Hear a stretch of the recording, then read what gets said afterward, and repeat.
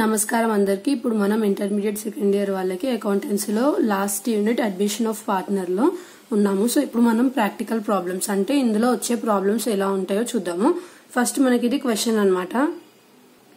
So admission of partner లో ఇది question. First ఏమన్నారు, ఇక్కడ 2 పార్ట్నర్స్ ఉన్నారంట, రామ్ ఇంకా రహీమ్. వాళ్ళంట ప్రాఫిట్ షేరింగ్ రేషియో 2:3. 2:3 అంటే ఏంటిది, 2 + 3 ఎంత 5. సో 2/5 3/5. వాళ్ళ బ్యాలెన్స్ షీట్ అనేది ఈ ఇయర్ అని చెప్పి ఇక్కడ ఇచ్చినారు. సో ఇక్కడ ఏమి ఇచ్చినారు, first liabilities side bills payable, trade creditors, general reserve, profit and loss, ఇంకా రాము రహీమ్ అని చెప్పి ఇద్దరివి క్యాపిటల్స్ ఇచ్చినారు. మళ్ళీ asset side bank, debtors, stock, investments, furniture, building. కింద మనకి కొన్ని అడ్జస్ట్మెంట్స్ ఇచ్చినారు. సో అడ్జస్ట్మెంట్స్ ఏమేమి ఉన్నాయి, పీటర్ షుడ్ బ్రింగ్, ఎవరైతే న్యూ పార్ట్నర్ ఉందో అతను 40,000 క్యాపిటల్ తేవాలంట, 20,000 గుడ్ విల్ తేవాలంట ఇన్ క్యాష్. తర్వాత ఏదైతే డిప్రిసియేషన్ ఉందో ఫర్నిచర్ మీద 5% చేయాలంట, స్టాక్ మీద 10% చేయాలంట. మళ్ళీ అప్రిషియేషన్, బిల్డింగ్ మీద అప్రిషియేషన్ ఎంత 15% చేయాలంట. ఇంకా ఏదైతే డెటార్స్ ఉందో దాని మీద bad debts, provision for bad debts 5% చేయమని అంటున్నారు. సో ఇక్కడ మనకి డిప్రిసియేషన్ అంటే మైనస్ అనమాట, అప్రిసియేషన్ అంటే ప్లస్. సో ఇవి గుర్తుపెట్టుకోవాలి సింబల్స్. నెక్స్ట్ ఇప్పుడు మనం ప్రాబ్లమ్ లోకి వెళ్తే, ఓపెన్ చేసే అకౌంట్స్ ఏంటంటే అంటే అడ్మిషన్ ఆఫ్ పార్ట్నర్ లో revaluation account, capital accounts, general reserve ఒకవేళ బాక్స్ లో ఇస్తే ఓపెన్ చేయాలి, good will account, balance sheet. So ఇవన్నీ అకౌంట్స్ ఓపెన్ చేయాలి. సో ఫస్ట్ మనకి ఇక్కడ ఏమి ఇచ్చినారు, రీవాల్యుయేషన్ అకౌంట్. సో ఏవైతే అసెట్స్ డిప్రిజియేట్ అవుతున్నాయో అవన్నీ ఏం చేస్తాం, డెబిట్ సైడ్ రాస్తాం రీవాల్యుయేషన్ అకౌంట్ లో. ఏవైతే అసెట్స్ అప్రిషియేట్ అవుతున్నాయో అవన్నిటిని మనం ఏం చేస్తాము, క్రెడిట్ సైడ్ రాస్తాము. సో ఇక్కడ మనకి ఫస్ట్ డెబిట్ సైడ్ ఏమేమి డిప్రిషియేట్ అవుతున్నాయి అన్నాడు, ఫర్నిచర్ అన్నాడు, స్టాక్ అన్నాడు.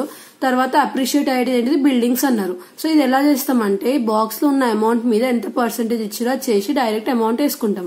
స్టాక్ కూడా సేమ్, బాక్స్ లో ఉన్న అమౌంట్ మీద ఎంత పర్సెంట్ ఇచ్చిండో ఆ పర్సెంటేజ్ చేసి రాసుకుంటాము. బిల్డింగ్స్ కూడా అంతే సేమ్, ఎంత అయితే వాళ్ళు అమౌంట్ ఇచ్చినారో దాని మీద పర్సెంటేజ్ చేసి రాస్తాము.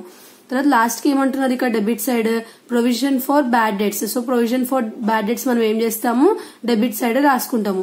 దేని మీద చేస్తాము, డెటార్స్ మీద.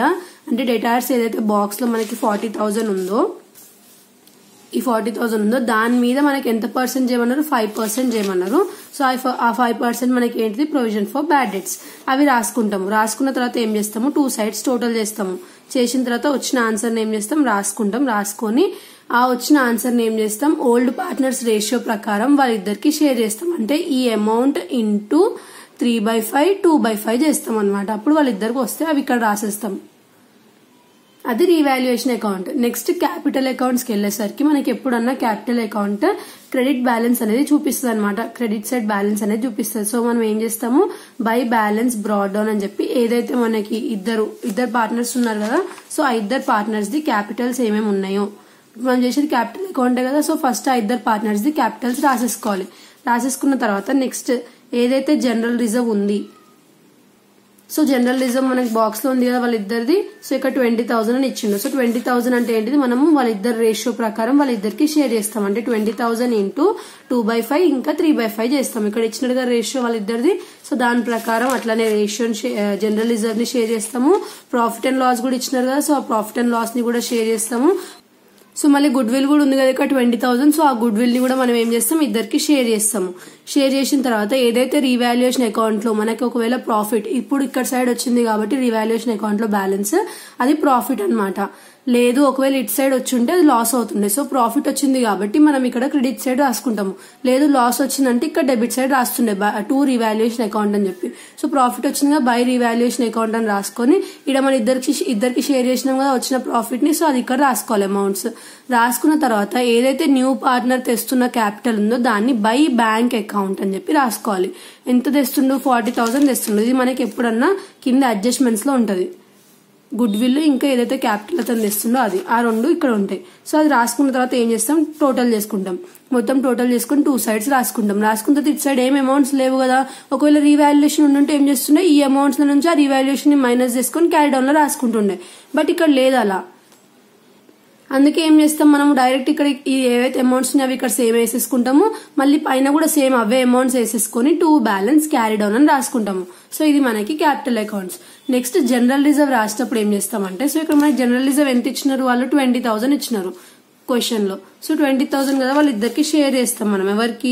ఎవరైతే పార్ట్నర్స్ ఉన్నారో వాళ్ళిద్దరికి షేర్ చేసేసి first by balance broad down అని చెప్పి ఎంత ఇచ్చిన అమౌంట్ అది రాసుకొని మళ్ళీ డెబిట్ సైడ్ వాళ్ళిద్దరికి షేర్ చేసి 8,000 12,000 రాసుకుంటే 2 sides టోటల్ ఈక్వల్ అయిపోతుంది మనకి. ఇది మనకి జనరల్ రిజర్వ్ అకౌంట్. దీంట్లో ఇంకేం అడ్జస్ట్మెంట్స్ చేయొద్దు. నెక్స్ట్ మనకి క్వశ్చన్ లో ప్రాఫిట్ అండ్ లాస్ అకౌంట్ కూడా ఇచ్చినారు కాబట్టి దాన్ని కూడా same by balance broad down అని రాసుకుని ఎంత ఇచ్చినారు ప్రాఫిట్ అండ్ లాస్ అకౌంట్ అది రాసుకొని డెబిట్ సైడ్ వాళ్ళిద్దరికి షేర్ చేసి 2 sides ఈక్వల్ అమౌంట్ వస్తుంది, క్లోజ్ చేసేసేయాలి. నెక్స్ట్ గుడ్ విల్ ఎంత తెస్తుండని చెప్పిండు మనకి, క్యాష్ రూపంలో 20,000 తెస్తుండు అని చెప్పిండు న్యూ పార్ట్నర్. సో అది మనం డెబిట్ సైడ్ 20,000 అని రాసుకొని ఏదైతే క్రెడిట్ సైడ్ 20,000 అని రాసుకొని డెబిట్ సైడ్ ఏం చేస్తాం, ఇద్దరికి షేర్ చేస్తాము, అకౌంట్ క్లోజ్ చేసేస్తాం ఇక్కడికి. Next bank account. So bank account లో ఏం చేస్తామంటే 2 balance broad down. So 2 balance broad down అని రాసుకొని ఇక్కడ మనకి క్వశ్చన్ లో బ్యాంక్ దగ్గర అమౌంట్ ఎంత ఇచ్చినారు, అసెట్ సైడ్ ఉంటది ఇది. సో 10,000 ఇచ్చినారు. సో ఆ 10,000 వేసుకోవాలి. వేసుకున్న తర్వాత పీటర్ అంటే ఎవరు, కొత్త పార్ట్నర్. సో కొత్త పార్ట్నర్ తెచ్చే క్యాపిటల్ ఎంత, 40,000. సో అది రాసుకోవాలి. మళ్ళీ గుడ్ విల్ ఎంత తెస్తున్నాడు, 20,000 తెస్తున్నాడు.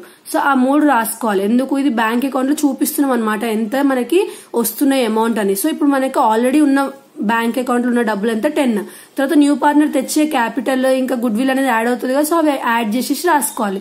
సో 70.